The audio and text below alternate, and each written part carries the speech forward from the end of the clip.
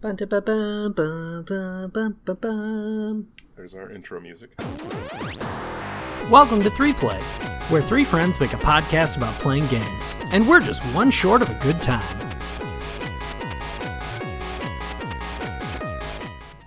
Hello and welcome. You can keep going, Jordan. This is great intro music. Continuation. The people don't want it. The people don't want any of this. What people? Yeah, we're forcing true. it. We're really only doing this for us. If you're here and watching it, I don't know how you got here or why you're here, but you're important to us. Yeah, I mean, welcome. And no, they're not. They're not important to us. Well, I mean, They they're are. welcome. Well, you are welcome here, but I just want to be clear: you are not important to me. He does not speak for the rest of us on this podcast. That's why I said you are important to me, and you're important to Brean. sure. Well, Yes. You're speaking for Brean. But he's also correct. That's fine. I wasn't saying he's incorrect. Just that he's a hypocrite.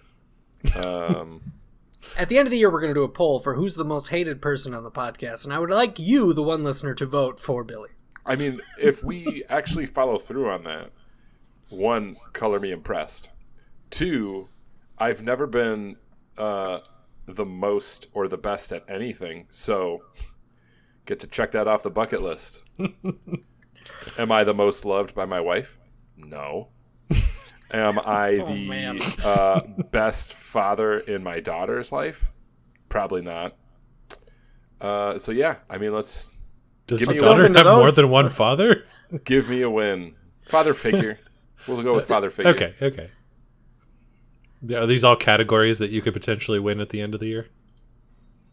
No. Okay. No. The only Best thing I father can win figure. is most disliked person on a 3-person show. Vlogcast. Whatever it is. You're shooing. That's fine. What are we doing today? What are we talking about? Well, first of all, I'm Brean, also known as Eclecticalish. I am Jordan, a.k.a. Buckeye734. I am the least liked member of the show, Billy, or Sunday School Billy. And today, Jordan's actually going to start us off with a mini game of sorts. So go ahead right. and tell us how that's going to go. So today we're going to be talking about bosses, right? And what makes bosses great, and what makes bosses bad. Well, So I thought I would get us started by playing a little guessing game. And you listeners, you can play along at home. But it's about 5 seconds of a boss theme, and you can guess, who's the boss and what game is it from. If you get one of those things right, give yourself a point. I don't think we're too strict on the scoring here. But I've got 5 boss themes today, and I want to say that I went pretty iconic in my mind with these 5 today. I wanted ones that were pretty recognizable, I think. And we might ramp up the difficulty if we repeat this segment again later on. But we've got 5 boss themes, and we're going to play all 5 of them, and then everybody can guess, and then at the end we'll go through them again and go through all 5 answers all at the same time. I love it. I'm excited. I do want to clarify if there are separate point allotments for guessing the game or guessing the actual boss. Like, do I get a point if I guess the game and a point if I guess the boss? You score it however you feel like scoring it. I feel like it should be. Man, I feel like. I don't know. I feel like I'm either going to know all of it or none of it. Yeah, and that's why I say score it however you feel like it. I mean, maybe it's just 2 points for getting the boss and a point if you guess the game. Because I do feel like there are games where it's like, oh, I could guess that this music is from this game, but maybe not pick out the boss. I think getting the boss is a little harder, right? Yeah. So we can go with that. Get the boss. Tell me which boss it was, and we'll go from there. All right. So here we go. Here comes our first boss theme coming at you.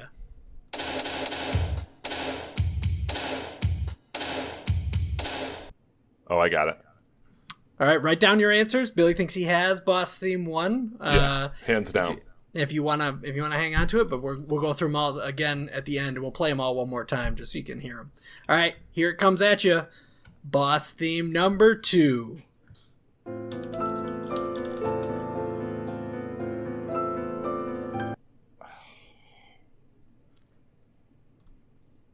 Is that like... I think it's this game. I have no idea which... Brean, how do you feel on that one? I can pick out the genre, but I don't know specifically. Now, I will throw out there too that I may have targeted my audience here a little bit this time around. So we'll see if you guys can pick out ones that might be a little harder than from Sony PlayStation games featuring guys with guns. Correct. That's exactly my targeted audience. All right, here it comes. Boss theme number 3. Yeah, okay. I got that. I listen to that while I do dishes, so... Yep, and again, I'm going pretty iconic here, right? Like these are ones that I think if people recall these, they are stuck in people's brains. So I brought this up at the beginning of when we talked about it. You just didn't hear me. We get lots of bonus points for actually knowing the name of the song itself, right? Yeah, I would say so. I would, Okay. Especially if you're listening at home, if you know the name of the song, I would give yourself a third bonus point in those instances. Yes. All right, here we go. Boss theme number 4. Oh man, I got need like this 3 one. more seconds of that one, and I'll get it. This one's in the bag for me. Son of a bitch. What is it?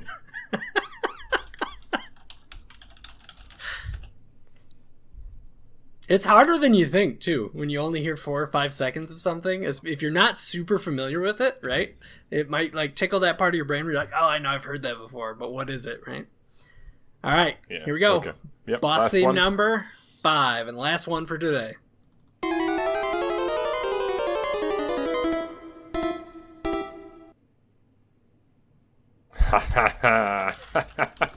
It took that last little bit of it. I was like, oh, what it like this? And then that is... All right, give you guys a second to write down your answers here, and then we'll go through the answers. Boss theme number 1. The first one sounded like this.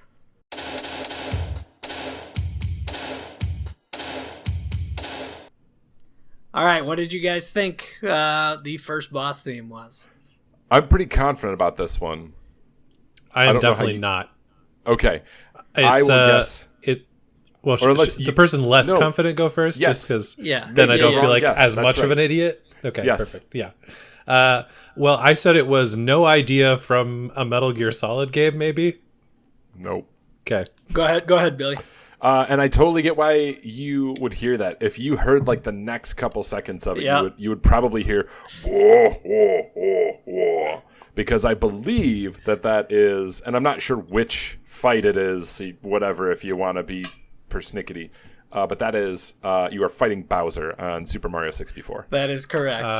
It is, and it very much changes after those first 5 seconds. The first Yes. 5 seconds are very much like drums, and then you get that whoa, whoa, whoa. And you get Bowser's footsteps coming up. Yep. Yeah, Yep, exactly. It's Yeah. excellent. So That's a long, great big choice. donkey. Yep. So the first one was Bowser from Super Mario 64. That is correct. Give yourself however many points you want to give yourself for that. All right. And boss theme number 2, which sounded like this.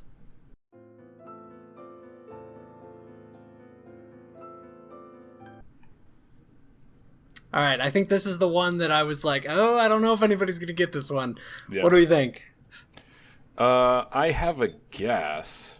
Brean, what's your guess here? My guess, I'm unsure what this is from. Probably a Final Fantasy of some sort. It sounds very much like a JRPG type music. So that's a Final Fantasy of some sort, is my guess. Billy, what do you think? I want to know, is it from a Final Fantasy game? It is not from a Final Fantasy Okay, game. All right. Then that makes me feel better about my guess. I think it's from a Kingdom Hearts game. And both of you are wrong. There Yeah, are we people suck. screaming at you right now. Boss theme 2 is from Dark Souls, Gwyn the Fire Lord.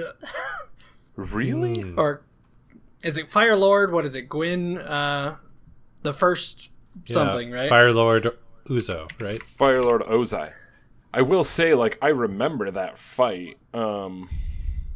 I also remember being like super over leveled for that fight. Yeah, and so, Gwen, Lord of Cinder. I had to look it up and make sure Lord I of didn't Cinder, butcher that's that. right. Yeah, so the reason Billy doesn't recognize it is because he beat the boss in like 2 seconds. So he only had 2 I seconds. do think I beat him on my first playthrough, first try. I recently watched someone do a run of Dark Souls where they beat Gwyn only throwing poop at him. So yeah, that's it. there you go. So All right. Flaming poop run? Is that what? Flaming poop run. That's correct. All right, here we go. Enough of Gwyn. Boss theme number 3 sounded like this. Yeah.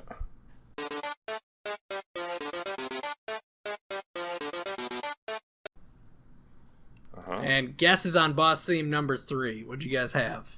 Well, I'll go first because Billy, I'm pretty sure, like has this Yeah. exactly.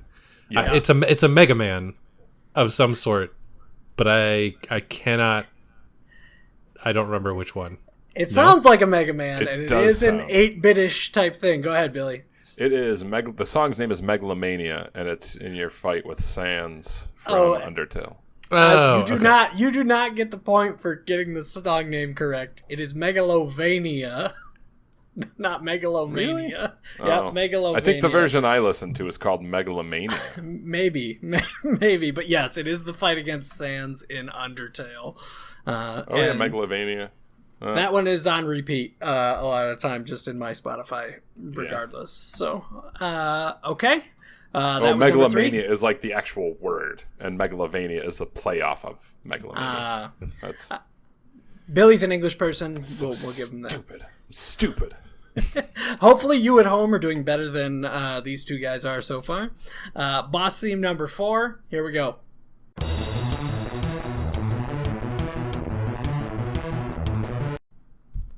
All right. What were you guys' guesses on boss theme number 4? I'm 100% on this one. So go ahead. Oh, I Billy, don't have what any did you idea. think? I wrote down some PlayStation game. Brean, you want to tell him how wrong he is? It that- is it's- not a PlayStation game. In fact, I believe there was a remake on the PlayStation. at That's some what I point. played of this. I don't think you have. I think we've talked about this game, in fact, and I can't remember if it. Wait, maybe you've played this game, but somebody else in our friend group hasn't. Anyway, it's Chrono Trigger. It's Lavos' second form. Oh, I have played Chrono Trigger. Yeah, I had to Definitely on the Super Nintendo. I had to edit out Lavos's transforming sound effects from that because at the beginning all you hear is like and so I had to cut all that out just to get to the boss theme. But yes, that is Chrono Trigger and Lavos is the boss. All right, here's our last one, boss theme number 5 coming at you.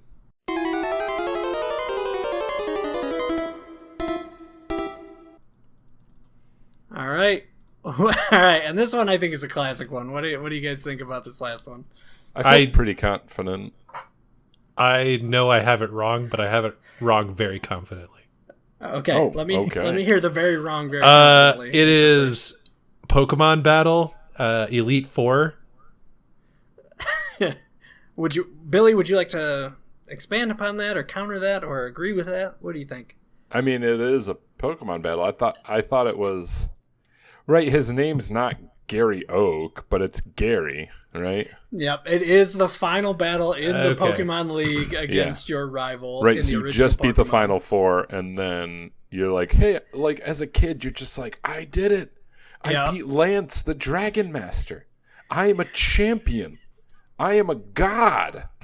and then Gary, you're like, Gary's there, and Wait, Gary, what are you doing here? and you're just like, I have to go grind for another 12 hours against like The first time, Spiro. did Gary kill you the first time? Oh yeah. Gary killed me the first time too, and it was just such this like I've Yeah. been wronged. Yeah. like This I was did called after the all Elite 4. Four, not the Elite Four and Gary. And I think that music is so just like so good, just because Yes. like the pacing, those like last couple notes are so spaced out, like that. Mhm. But it's like, oh no. Right, and we were too young. I mean, I certainly feel like I was too young to appreciate the brilliance of setting that up. Like, right, my first real, like, sort of like, I would say like a deeper RPG that I had played or like really gotten into, and the whole game is you're working toward the Elite Four, the Elite Four, the Elite Four, and like you meet Lance a couple times, and you're like, Lance, the dragon, right? The dragon, like everything points to the pinnacle of the Elite Four being Lance. And little did you think that your rival would be there before you. So like that's your snot-nosed neighbor. Yes. Love it. I love it. It's amazing. Okay, so that is our 5 seconds of fury. Tell us how you did. Give yourself a score out of 5, or if you want to give 2 points or something. I don't care how you score this thing. But that's our 5 seconds of fury. I hope you enjoyed it. I think I got 3 points. I'm going to give myself a point for Chrono Trigger and a point for it knowing it was Lavos' second form. And I'm going to give myself a point for knowing it was Pokemon. But I think that's not fair. exactly what it was. So I think I got 3. Well, wait. So, do I give myself a point? Like, so for the Bowser N64, or is it just a point? I would just give yourself a point. Yeah, just give yourself a point for each one. Well, you knew it was 64, Mario 64, and you knew it was Bowser. So I would say that's 2. Point for game. Point for actual for boss within the game. Yep. All right, there you go. So the most you can earn is and then 10. point for title if you get title, which we will never get title. 15 points. Total. I got 3,700 points. That's excellent. Yeah. I was close. I feel like Drew Carey right now. The points don't matter. The points don't matter. They matter to me. I hope all of you listening had fun. It was fun. I appreciate you putting that together. I got 6 points. There'll be more. I've got several saved up. So if you hadn't guessed already, today we're talking about bosses, and we have kind of 4 categories we're going to go through of different types of bosses we've fought and the things that made us really angry about them, like having to fight Gary after Lance. Or that would have been a good one. That was great. It's so good. Most interesting mechanics in a boss battle, or bosses that you really didn't want to fight, that you're forced to fight, and just kind of what a best overall boss battle was in our mind. Jordan, what's your rage-inducing? Yeah. So I had to actually think about this one for a while, but then like once I just started browsing through like memorable boss fights that like certain websites had like ranked and things like that, one popped out to me immediately, and I was like, yep, that's the rage-inducing one. And that is the fight against Riku in the original Kingdom Hearts. If you have ever played the original Kingdom Hearts, you have the words, "There's no way you're taking Kairi's heart," burned into your mind. I remember that. Yeah. Because it's an unskippable cutscene before one of the most unfair feeling fights in the entire world.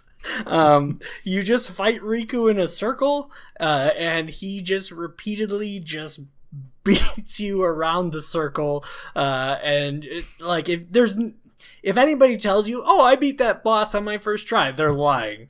That fight, I think the unskippable cutscene at the beginning just adds so much to it, because you have to hear Haley Joel Osment go through this this like monologue every time, and it's like this, will darkness win over light, and it's just the melodrama over and over and over again, and then just followed by this just unbearable fight. It is one that once you finally beat it, you're spiking your controller into the ground and being like, yes, I did it. But yeah, definitely one that's memorable is rage-inducing. Having to listen to that over and over and over again. Yep.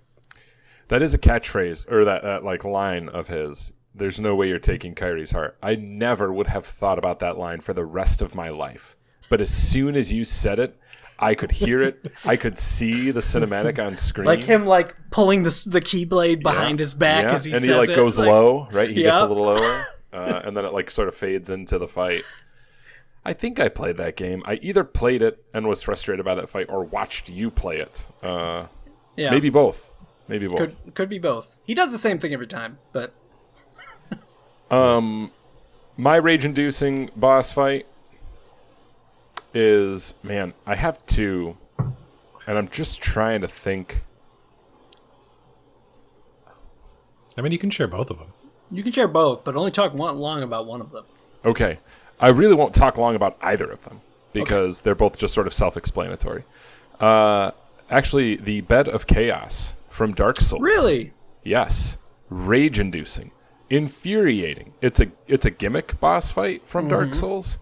It's like a giant plant monster. And the jumping in Dark Souls is notoriously crappy. And you just have to run to one side of this giant room and you like break something. And then you have to run to the other side of this giant room. But while you're running, the floor is falling out. And you're getting hit by a giant plant tentacle. And you fall and you die. And then you have to do it over again. So it feels like in a game where it's about like developing skill and remembering pattern. It's a game that like it's a boss fight that subverts all that. Yeah. Super frustrating. Just super frustrating. You could beat it on your first try because you just get lucky and you don't get hit or fall. So it sounds like you're going from playing Dark Souls to suddenly you're playing Mario like Brothers dodging a piranha plant. Like Bubsy. Like just some crappy platformer that like the mechanics suck. And you're like, why am I playing a platformer? I thought I was playing like a combat. Yeah. Yeah, and other Souls games have done that, where they've kind of had that a gimmick boss fight that the monkey fight in Sekiro is one that immediately comes to mind. That's like that, right? The folding screen monkeys. Yep. Not the big monkey. No, that's the ape. Yes. And so that's like they've done that, but I agree that one just feels weird because it's just like I have to destroy this thing over here, and then the floor's falling out. It's just it's like a cheap loss. It doesn't use any of the skills that you've been building all game. It's not like, based on your skill, right? Yeah. It's not based on your skill at that point. My honorable mention is Pokemon Gold Whitney with Miltank. Ah! Well, I'm glad you said that because that's mine. Oh, I'm sorry. Go, talk about it. No, it's a good segue. It's a good segue. Yes. Oh, gosh. Oh, my gosh. This is not one that sticks in my brain. So explain to me, why is this boss fight so rage-inducing? So you're walking into the normal type gym, and you absolutely crush everything in there. And you're just like, okay, great, this is going to be easy. And you've just come from another gym, essentially, in the game, depending on your route. But and you beat that one easily as well, and now you're here, and if you are using a single team, all your Pokemon are fairly well leveled. And then you go up against Whitney, and her first Pokemon comes out, and you're like, oh, okay, that's it's a little higher level, that's fine. And you take it out, and then she throws out her Miltank and uses Rollout. And the Rollout move is Rock type, not normal. And every turn, the power increases on Rollout. Yes.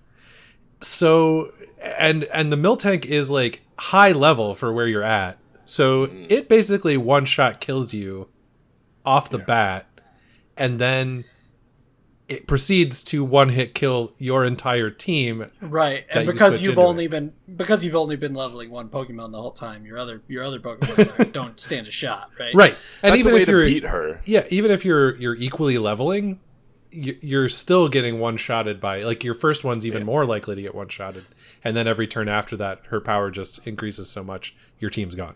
So in order to beat that one, you either have to have like a very specific move to use on her, like a protect or something like that, or like a lower accuracy thing.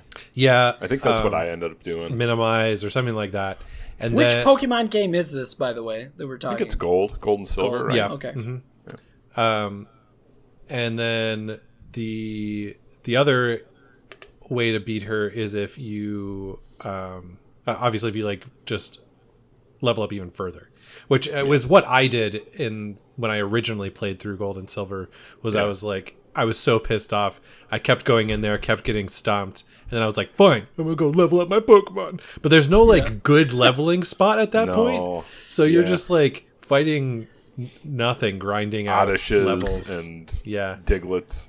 I don't remember this fight very well, but I do want to bring up one of the biggest things I learned from Pokemon Stadium 2 because there was like a Pokemon trainer school in Pokemon Stadium 2, is that the move rollout, gets stronger. But it also does double damage if you use defense curl before it. Yes. So if you use defense curl followed by rollout, because you curl and then roll out, it does more damage. Thematically, I really like that. But, like, where in the game are you supposed to learn that? Trainer school in Pokemon Stadium 2. That's ridiculous. That's insane. There's probably Double someone damage. who says that somewhere. It's in some conversation. Yeah, but it's going to be somewhere. like, a little like bug catcher in the forest who's like, I've heard if you use some defensive moves before you use some offensive moves, your Pokemon will do better. Yeah. Like, Shut what up. are you talking about? Exactly. Shut up. I'm going to burn all your Caterpies. Shut up, 5-year-old. Taste I'm Charizard. I'm glad that I could like hear your frustration from Whitney with Miltank, because it helped me feel and remember mine as well. Yeah. That was definitely my rage-inducing one. That's fantastic. What a happy accident.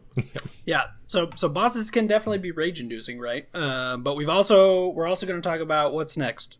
Interesting What are we talking about mechanics. Yeah.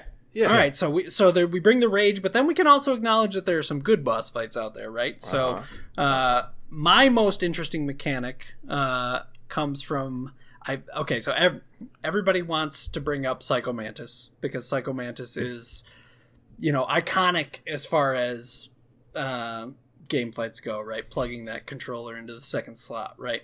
I chose to go with another Metal Gear Solid boss because I think Kojima is actually really good at coming up with good ideas for boss fights, and this is a boss fight from Metal Gear Solid 3, and it is The End.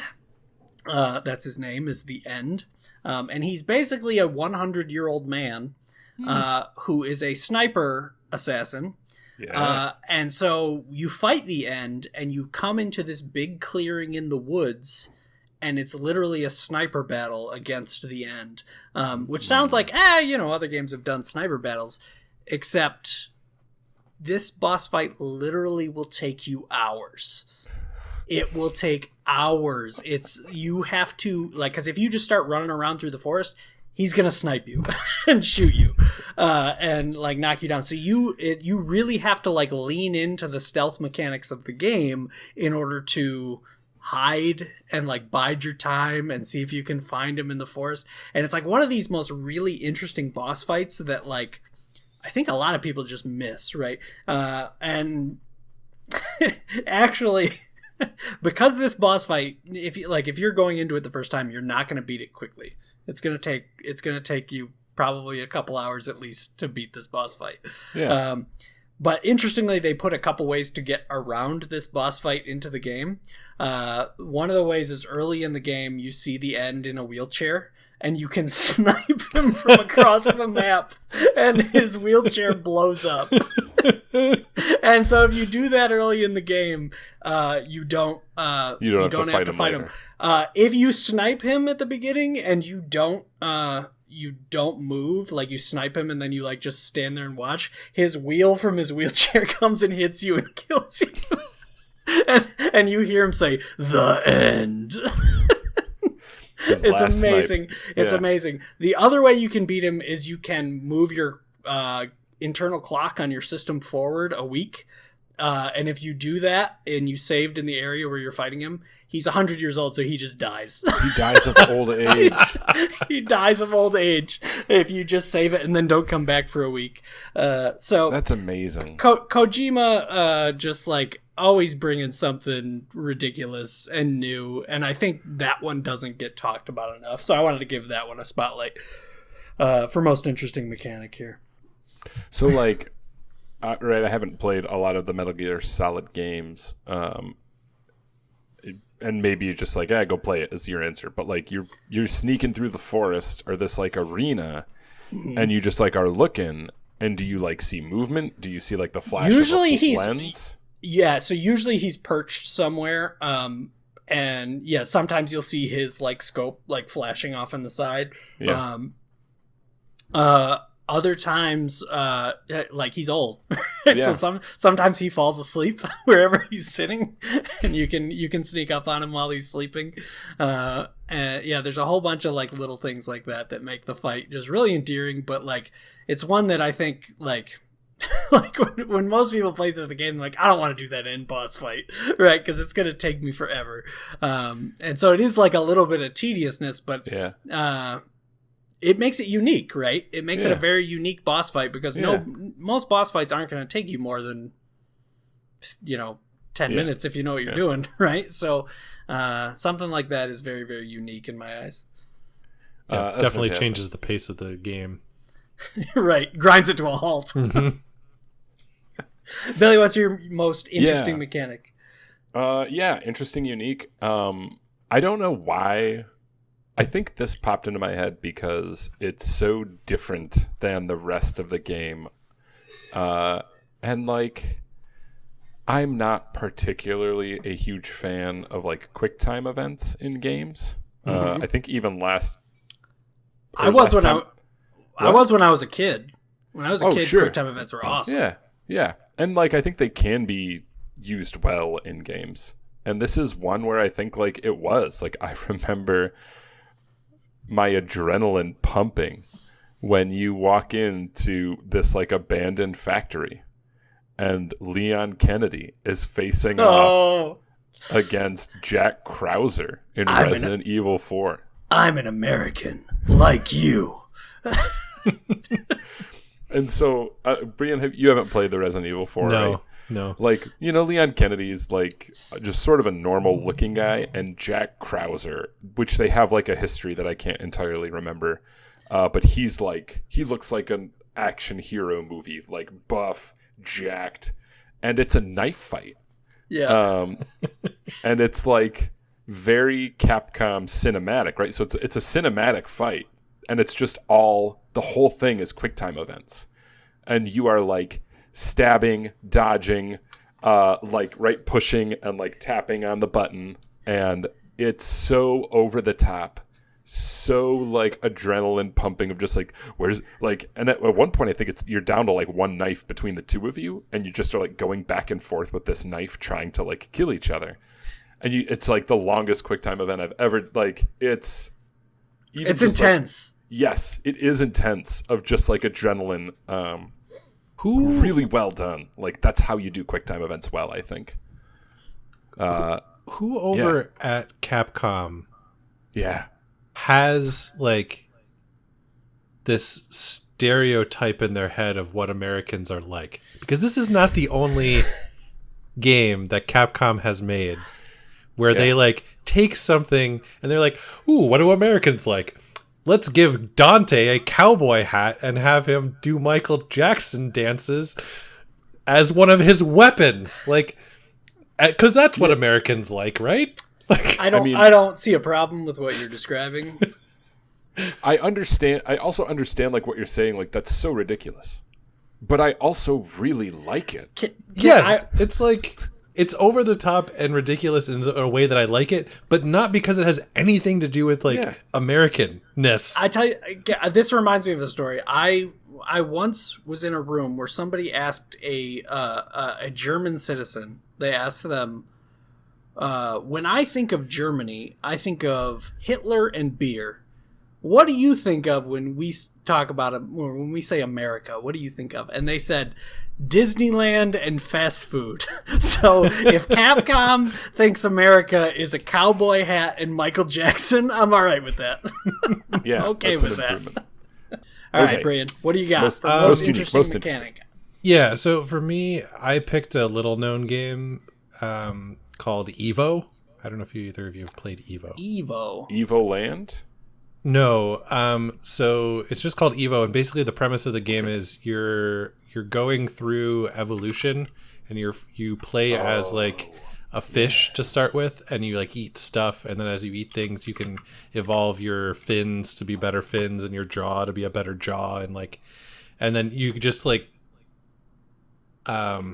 it's using like real species, but then you can mix and match them, so you can swim faster if you have like a dolphin body or This whatever. is a Super Nintendo game. Yeah, Super Nintendo. Yeah.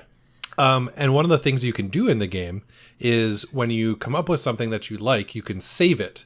So like, you can save your fish body as like the one of your save slots for that your evolution. And then as you go through, you get to your dinosaur and whatever. Well, the very final boss, they don't tell you this the entire game. So you're just kind of saving ones that you like or whatever. But the very final boss, you can load any of the evolutions that you've saved and use them to then fight the boss. So these are like your really good characters that you've built through the various stages of these like evolutionary times, and then you use all of them to like fight the final boss. It's kind of nice because like when you play through as a fish, you can't ever go back to play as that fish again because you've moved on to like the next time period. Sure. But then at the very end, it kind of goes. It lets you basically use all of your characters from all the time frames, which is an interesting mechanic. So that is interesting, and I like that. That's interesting for you. It's not like the boss is doing something interesting, but like the rules of the game change a little bit in a fun way. Yeah. What is the final boss of Evo? Like basically a monkey that wants to stop evolution to never basically create humans, sort of. I mean, it's a noble cause. Yep. Sounds like a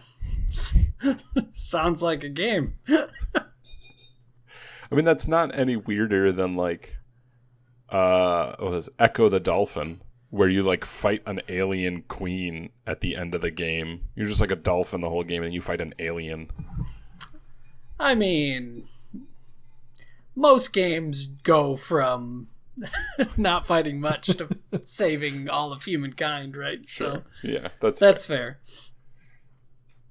All right. I assume we're moving to bosses we didn't want to fight. Yes, Jordan. Before we do our like best overall. Mm-hmm. Yeah, I have a lot listed here. I have a lot of bosses that I didn't want to fight. I had to really like. Okay, I'm going to talk about. I had to like really hone in on one of these, and if at the end we have time for some honorable mentions, I'll throw them. The number one boss I didn't want to fight, and I'm afraid Billy's going to pick the same one, but he probably is from Dark Souls, and that is Sif. That is on my honorable mentions. Sif from Dark Souls is one of the hardest boss fights ever, especially once you get halfway through the fight. And for those of you who don't know, Sif is a giant doggo. Okay. I was going to ask, is that the dog with the sword in his mouth? Yes, Yeah, okay. Sif is a giant dog with a sword in his mouth, and you fight him, like the beginning of the fight is normal, and he's just kind of, hopping around, swinging the sword in big circles, right, and you're dodging and doing all that. But about halfway through the fight, he starts, like, limping, and the game just twists the screws on you of, hey, you're murdering man's best friend here. and it's just a very sad fight, and when you get into like the lore of Dark Souls, it's even worse. So it's a very tough fight actually to get through. So that one, Sif, is my number one boss that I most did not want to fight. That's number one on my honorable mentions, but I wondered if you would pick that, so I went with a different one. And you can actually, I think in the DLC, you can go back and interact with, you sort of like go back in time and interact with Sif before this fight. Yeah. And you like help him out and help, because his master is Artorias, right? Yeah, right. So you fight Artorias, and then you help out Sif. And and I think that's the thing, right? Is where you fight him is on Artorias' grave, yes, right? Because he's still just sitting, waiting on his grave. But that, so if you go back in time before you fight Sif, because Sif is I think Sif's optional. Is he really? Yeah. Don't tell me that. I think so. Because he's just like in the corner of that like garden. I mean, maybe you get an item there that I'm forgetting about. Oh. Either way. if you do things in a certain order, you like help him in the past and then come forward and meet him, you actually get a different cutscene where he comes up to you and like sniffs you and recognizes you. And then when he picks up his sword, he's like a lot more hesitant. And it's clear that like he doesn't want to do this, but like he'll protect his master's grave. I do want to point out that we have been referring to Sif as a he. There is no reference in the game to whether Sif is a male or female, but Sif is a name of a Norse goddess. That's so fair. many of the community has concluded that Decided Sif that is in it's fact female. That's fair. Sense. I like that. I'll probably mess that up, but yeah, she is a terrible beast to fight. So that one wrenched my heart. I have several more, but I'd like to hear Billy's boss he didn't most want to fight. Balder from God of War. Really? Balder? Yeah. Wait, which Balder fight? The last one. The last one. Why? I think I'm there. I'm like in that moment with like, right, I most empathize with Kratos and then with Freya. Yeah. And like neither of them want to fight Balder. Like, or want Balder killed. Sure. But and so like, yes, Balder is like a terrible, awful person. But then like it's just like, oh, like I don't want, like, right, Kratos is just like, I don't want to fight you. Like, what's your problem, man? And he just keeps coming back for more. And certainly you have like motivation in that, right, there are scenes that take place and like the threat that Balder is posing. But it's just like, no, like if I have the choice here, I'm choosing like what Kratos is choosing, which is like, I don't want to fight you. right. And then like what comes out of that just like sucks, right? Well, Like, it's interesting narratively, right? Because it's one of those things. All these bosses that we're talking about are like bosses we don't really want to fight. A lot of times, I think video games have that ability more than any other medium, in that the video game can force you to do something in order to progress the story. Yeah. Sure. You know what I mean? And I think we see a lot of that with these bosses that like, I don't want to fight these people. I mean, honestly, it reminds me, Jordan, to go back to A Way Out, Sure. where you are forced to fight the person you've been cooperating with. And I remember we like sat on that screen for like 5 minutes, and right, like you zoom time backwards, then you zoom it back, and you're like, no, I'm not shooting you. But then you just your only option is to progress. Yeah. Which I thought was stupid. So Yeah. Well, yeah, but we're talking about like good endings and good boss fights. yes, Yeah. Yeah. yeah. So like Balder, and like I think that last fight is phenomenal, and it was the last thing that I wanted to do. I wanted any other choice out from that situation. So yeah, that's the boss I didn't want to fight. Interesting. I did not think you were going to go Balder. Who did you think I was going to go? I don't know. I thought we were going to overlap on Sif, honestly. Sure. Yeah. All right, Brean, who you got? So Boss you least wanted to fight. yeah, I went a little bit of different direction with this one, and I actually picked the Big Daddies from Bioshock. Oh, good one. That's great. Yeah. Every time I had to take one of those guys out, like I'm just like, you're doing exactly what I want to do. Why am I fighting you? Like you're just protecting these little girls. Like that's which is exactly why I'm fighting you, to still protect these little girls. So like, why am I doing this? This is terrible. Well, and did you play Bioshock 2? Yes, but I could not tell you. Oh, I like played it through in like a weekend, so I just kind of rushed it. But I couldn't tell you like what the deal it was. Okay, so those are some good bosses. Do you guys have any honorable mentions? I have several for this category. Anyone from Undertale except for Flowery. I was gonna say specifically Toriel from Undertale. The first playthrough, I killed Toriel and didn't know I could get around it. Yeah. Yep. So that one haunts me to this day. And that's a good subversion, right, of games that like force you to fight things you don't want to. And Undertale saying like, no, you get to choose. Yeah. Yep. So, thanks Undertale. Thanks for Undertale. showing us a different path. Yeah. I also had again another Metal Gear Solid 3 reference, but that is the boss from Metal Gear Solid 3. Anybody who's played that game knows. I'm not going to go into that anymore.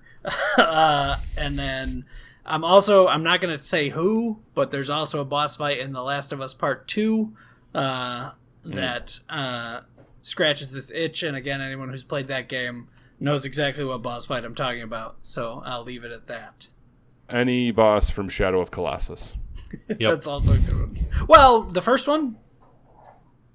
Yeah. The first Shadow of Colossus or the first boss?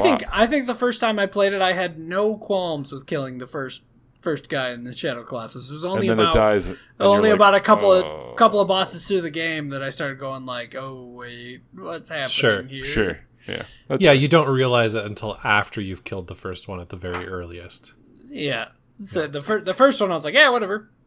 It's a video game. It's a fun time video game. I think for me it was like, why am I listening to this like dark whispery voice in these like tombs telling me to go kill things? Like, I guess I want my girlfriend back. Let's go. Yep. Ends justify the means. Yeah. Brean, did you have any others you didn't want to fight? I mean, right, there's so many. There's a few. I won't mention anyone, but there are a few battles in near automata or however you want to say it. A few in that game that I don't want to fight. I gotta beat that. I'm at the point where anything I fight, I don't want to fight in that game. Like I want to be able to just do a pacifist run in that game. Mm-hmm, mm-hmm. All right, so now we get to the best overall. The best overall, the coup de grace here. If we're going to have overlap anywhere, Jordan, I think it's here. Yeah, I think we probably will. So how about we count down in 3, and we, at the same time, say the best overall boss fight. Okay. I'll count down. You can join us, yeah. You got name of the character, right? So we're going to go 3, 2, 1, name. And then we're going to say the name. Okay. 3, 2, 1. Final Fantasy Genichiro. And smile. Nope. Well, they're all different. So we're different. That's great. We're different. So my best overall boss fight is Genichiro from Sekiro. Yeah. And the reason this is my best overall boss fight is because when I first got to Genichiro, I left. I was like, you know what? This is maybe a later game boss. I need to level up or something. But there's really no leveling up. There's only getting better in Sekiro. Yes. And this fight is one where you, like... there's that phrase that a lot of gamers use of just get good, right? And this is the boss fight that forces you in that game to get good. But you go from just getting your ass kicked to kicking his ass, which is so good. The most satisfying feeling. There has not been a boss fight that I remember just going from I'm getting obliterated to he can't do anything to touch me. And sure. It's very much like a boss fight that helps you learn the mechanics of the game a little better.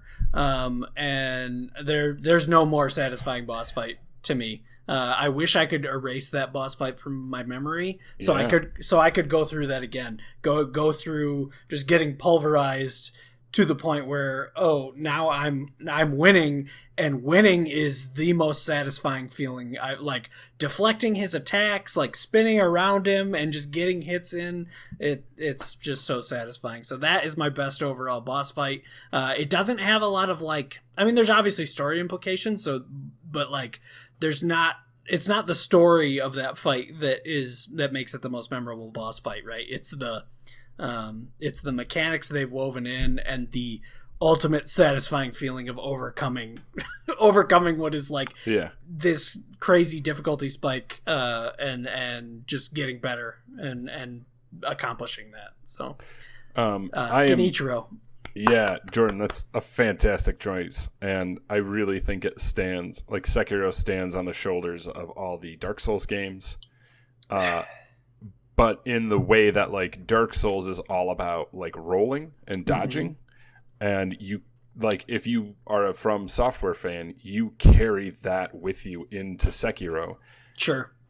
And you have to unlearn it if you want to beat Sekiro. You have to unlearn dodging. And you can dodge, but the parry mechanic is what that game's all about. So you can sort of like stumble your way to Genichiro without really getting parried down. Exactly. Like you can kind of like cheat I did. and like and like I did too. And I think a lot of people like get there and they're like sort of stumbling and like, man, this is tough. And then Genichiro just like puts you in your place time and time again, and you're like, I have been playing this game wrong. Well, and that's the thing is I left. I was like, I'm going to go explore a different area, right? But at the end of the day, you still have to come back to that exact same spot and fight the exact same boss, regardless of how many cool new flashy abilities you have. It still comes down to, have you mastered these game mechanics yet? Which makes it just so good. Okay, go ahead. Who's your best overall boss fight? Ornstein and Smough from Dark Souls. Why? Man. Up until that point, Dark Souls felt tough but fair. And that fight just feels so unfair. Just so, don't you think that should fall in rage-inducing as opposed to best overall? Because I think it's like, I think it's this, it fits this category of like best overall. That like, Dark Souls bosses generally will get you to that like rage-induced point. But I think like the reason this is best overall is, one, it's like iconic, right? If you say like, hey, name some of the best Dark Souls fights, like sure, like, oh yeah, Ornstein and Smough, right? This like fast lightning spear guy and this just like fat slow guy with a giant hammer. Yeah. And I remember thinking like, okay, I just need to take like one of them down, and then I can like I know I can deal with the other one because like I've done that before, right? I've beaten a lot of single bosses. It's you don't. Do you fight I think you fight the gargoyles in Dark Souls, right? Like that's on top of the church. I think that's the same game, the gargoyles, where you're fighting where you're fighting a couple at the same time. I think that's Dark Souls still. I think it is. Anyway, so you fight multiple enemies a ton. This is just like at a different level of difficulty. They're like, I'm not going to get into the lore, but like the lore of them is really fun. Actually, in their boss fight room, if you look at the two elevators on either side, one is a sort of skinny elevator and one is actually like a fat elevator. I've never noticed that. Yeah, which is just like right, the attention to detail. And so I think that's From Software, I think, striking really great or like really true early on in their like action, whatever you want to call it, like sure, their Dark Souls formula, right? Whereas like maybe Genichiro is sort of this like more recent pinnacle. Ornstein and Smough is like, oh, this is, and right, like as a player, such a satisfying fight to win. And then of course, I was saying, you beat one and then you can survive, but no, you beat one and he absorbs the power and essence of the other, and then you're fighting like a souped up version of like them combined, right? Like Dragon Ball Z fusion style, but just so great, right? And like really, I could point to 24 From Software bosses. I think they really know what they're doing, right? And I think so many games have emulated that at this point, right? They've recognized that boss fights that are memorable are important, right? And boss fights that are memorable can elevate a game in a lot of cases. So. I think From Software kind of, I think they started a bit of a chain reaction when they started making these Dark Souls games, because now they kind of brought boss fights back. You know what I mean? Mm-hmm. Yeah, and I find it interesting that both of you focus on how difficult it was, but how awesome it was once you were able to complete it. So that. And I think that points to, there's this interesting conversation going on about like, gamifying school and that type of thing, because there's this weird thing that happens in video games where you want them to be harder. You don't want them necessarily to be easier. There are some situations where you do, but like, sure. It's looked at as a fun challenge. And what makes that a fun challenge and gives you that moment of like, man, I did it, yeah! Like at the end of it, when you're getting your butt kicked for a while, but there's a line, right? Because it's very easy that some of those fights would have fallen into the rage-inducing category if they just hadn't done something right to make it feel like I can do this and it's going to be awesome when I do, but it's not like completely unfair. You will never gamify school in that way. No, There's no way. But yeah, it's just that concept of trying to figure out what is that element that causes that desire for it to be like more difficult and to face a greater challenge. Yeah. I find it interesting that we both chose From Software boss fights. So I'm interested to hear what Brean's is to see if he bucks the trend, which I think he's going to. Oh yes, very much. Mine is not difficult at all, and it's the best overall. For me, is the boss from Final Fantasy Mystic Quest, which if you've never played Final Fantasy Mystic Quest, very underrated, very good game.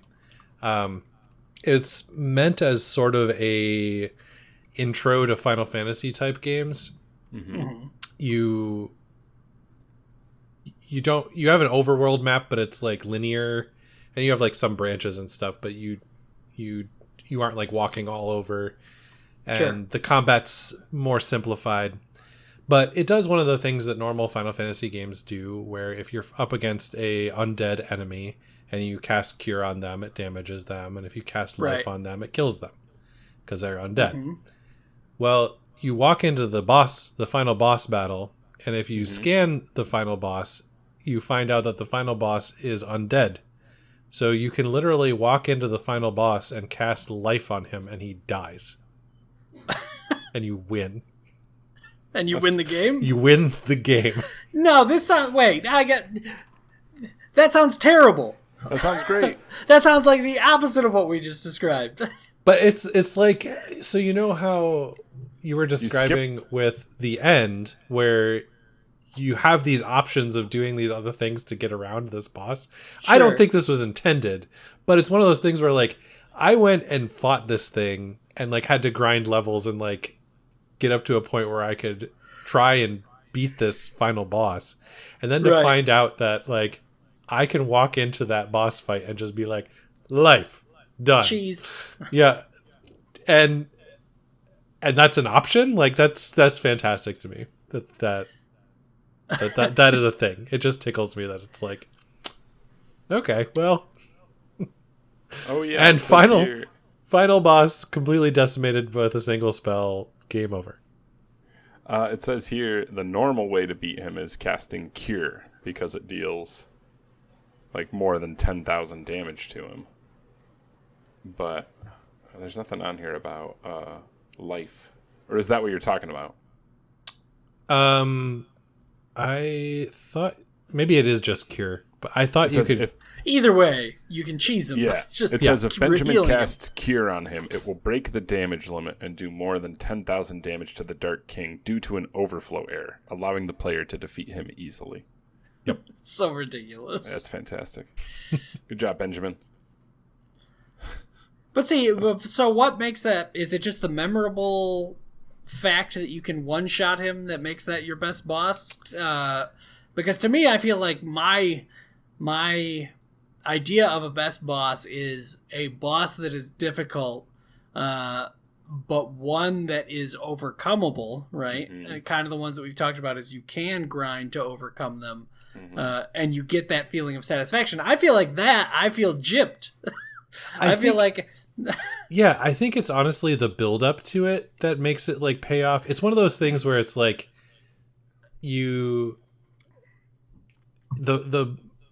boss is a big bad, but he kind of like doesn't matter, and you're doing lots of other things in the world, and you really care about more the characters than what you're doing to beat this boss. And so then you're like, oh, okay, shoot, we need to go stop this final big bad. And you go to this castle and you charge through it. And you really just want to get to the cutscene where you talk to your friends and find out what happens to everybody at the end. So you like get to this boss and you're like, all right, well, here I go. And then just being able to be like, gone. Okay, cool. Now I get to like actually hang out with my buddies. Everything you are describing to me makes it sound like a terrible boss. Well, He's not a memorable character. He's not hard to beat, but he's just in your way of getting to the end credits. Yeah, well, he's the great boss because I can get him out of the way quickly to see a cutscene with my friends. Yes, like I can go on YouTube and do that. I think it's the fact that like, I was playing this at a time where like you couldn't go look it up somewhere or whatever. Sure. And okay. And so, what I loved about it was this like. Did you share this with Pete? Like, was this something you shared with like friends or family members? Yeah, it was shared to me that it's like, just so you know, he's the final boss is undead, so you can do the usual undead thing. And so I was like, oh, okay, cool, I'll remember that. But I didn't realize that it was like broken. And yeah. So I expected to go into that boss with like a good edge, but I didn't expect to walk in and just be like, boop, dead. Oh, okay. But yeah, and it's again, it's like he was so. Here's what I think it is. He mattered so little as a boss, and it was annoying that he existed. And I think it's this like, it's this inverse look at what makes a best overall boss, and the best overall boss in this case was to not have one. But you still needed this like narrative piece where it's like, well, I'm here for a reason to do this thing. But see, I think what you're describing is like, right, this thought that video games have to have a final boss, right? And I think this is the same of the original Bioshock, right? I think everybody agrees the last boss in the original Bioshock shouldn't be there because it's bad, right? Compared to how good the rest of the game is, right? This boss fight that they throw in to like cap everything off and wrap everything in a bow just doesn't feel as quality as the rest of the game, right? So to me it sounds like you're kind of saying that same thing, and that this Final Fantasy game didn't really need to have this final boss, but they needed it because video games. Yeah. Well, so then think about like Bioshock. What if instead of fighting that final boss, you like walk into the room where the final boss is, he jumps down, you pull the trigger one time and and he's dead, and it's like this great like catharsis. Yeah, like it's just like this build up with like you know those comedic moments where it builds up and then and then it like ends like that, and it's a funny moment. We can't talk about this without talking about Fable 2. I was just gonna say Fable 2. Okay. Because Fable 2 does exactly that. That like have you played the Fable games? It's been a very long time. Or like time, no other, yeah, right. Like these like high fantasy, like really good, like sort of action RPGs, like really, really fun games. Like maybe my nostalgia is sort of coloring them a little bit, but I remember like, I think I played the original Fable on the original Xbox, right? And 360. Oh okay. Wait, no, original Fable, original Xbox. You're right. Yeah, and just really loving it. So then Fable 2, and in Fable, I think it's like Jack of Blades or something like that. I've only played the original Fable. Okay, and that final boss is pretty good. Like, he's powerful, and I think narratively it kind of makes sense. I don't think there was really controversy with him.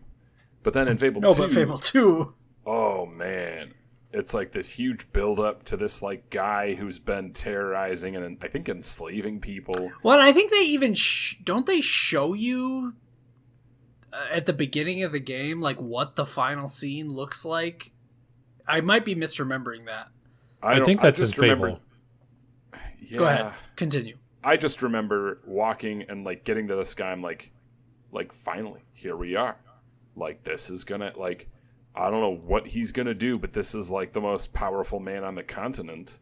So let's go. I'm ready for like him turning into some tentacle demon laser eye guy. And you just walk into a room and he's there. And he's monologuing. He monologues at you. And I think just at any point you can shoot him. and then he just falls into a hole and like literally falls into a hole. It's literally this scene from Force Awakens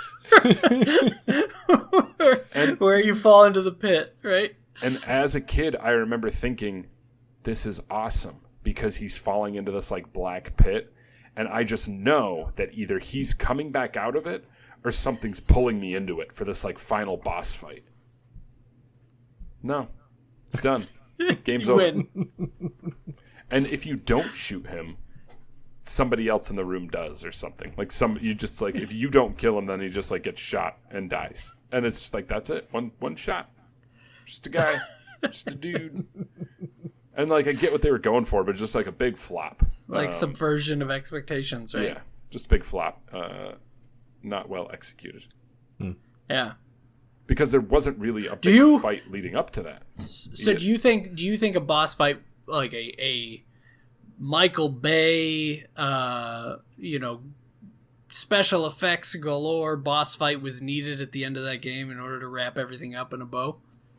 I mean, I think the problem is I don't really remember there being any sort of like challenging fight kind of like immediately prior to him, right? If it was like, oh, I'm going to fight him, and it's not him, it's like his general or his right-hand man or like some powerful, or like someone behind the scenes control, right? Like anything. Right. And then it's sort of the reveal that like, no, he's not powerful, he's just a man. And right, like that he isn't the villain. I know that's kind of like a trope of like, oh, it wasn't the guy you expected all along. Right. But I think like with what they wanted to do, making this guy not really, making him just a man, I think you still needed something. I mean, it's an action RPG, right? Like, this isn't like Undertale where it's like a narrative-driven game. This is, I want to shoot fireballs and magic force fields and chop off like the heads of bad guys. Like that's what this game is. So it just felt weird. It felt. So I don't know. What do you think, Brean? Do you feel like games need that? Because to me, it sounds like you're saying this was so great because I was so satisfied with the story that I didn't want to have to fight another boss. Yeah. I think it really sounds like it depends on the narrative, because I think that ending could have worked had they built it up differently in some way. For our listeners, just to remind you, we do have a visual medium that you can watch us on. You can look us up on YouTube under the same name as this podcast, and you can see our faces and the horrified looks we give each other when we talk about terrible boss fights. So to close out, let's just talk through games we're playing. It's not been long since our last recording session, so it might be the same ones, but mine's actually slightly different. Jordan, go ahead. I haven't played anything in 2 days, so I got nothing. Billy, go ahead. Playing Terraria with a friend, which is weird because I played it like 10 years ago by myself, and now a friend has just discovered it, so playing it with him and his wife, and that's really fun. I don't remember anything about it other than what I'm like remembering as we go. Played a little Castle Crashers recently. That was fun. I've also played Castle Crashers. I'm in on that. And I'll probably finish Death's Door tonight. So then Jordan and I can talk about how much we hate the ending, apparently. That's not really what I have a problem with. All right, we'll see. We'll talk about it next podcast. Maybe.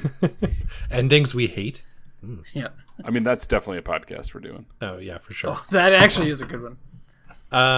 So I actually created a character on Final Fantasy, what's the internet one? 14. Really? Yep. That just won like best multiplayer game, I think, at the Game Awards. So I think I've heard they've put out a lot of good, like really good update content recently. So I've heard a lot of people getting into that. Yep. And it actually took me forever to get this character because the servers are so jam-packed right now.